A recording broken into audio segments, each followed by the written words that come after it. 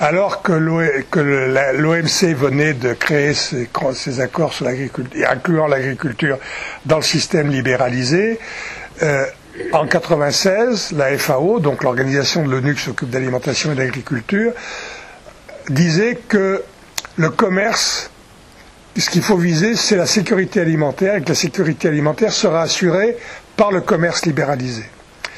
Et c'est dans ce cadre-là que naît effectivement le concept de souveraineté alimentaire, qui était vraiment une innovation, et qui n'a pas été seulement une innovation de la Via Campesina qui venait de se créer quelques années avant, ça a été un mouvement assez global à Rome à ce moment-là, pendant le sommet mondial de l'alimentation.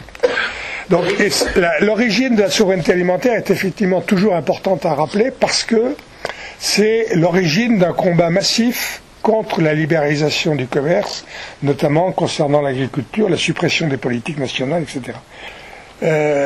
Quand notre ami dit que la souveraineté alimentaire c'est une question des paysans, moi je ne suis pas tout à fait d'accord avec ça. Je suis d'accord avec le fait que les paysans sont la force majeure de la souveraineté alimentaire, de sa conquête et de sa valorisation.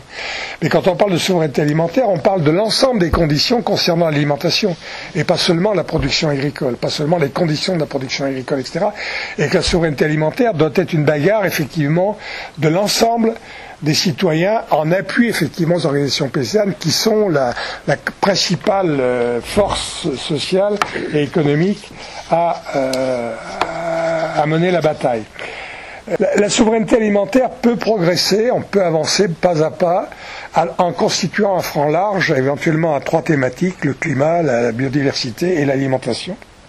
Donc l'agriculture, qui est à cheval à la fois sur l'alimentation et le climat. Mais comment ? C'est là où l'expérience de nos amis du repas et du Sénégal est très importante, et je vais dire 2 mots là-dessus en tant que force à partir desquelles il faut réfléchir pour relancer la bataille sur la souveraineté alimentaire. C'est ce qui a été fait au moment du coton, ce qui est fait contre les APE, etc. Et c'est la force économique et sociale des paysanneries de l'Afrique de l'Ouest et d'autres pays africains.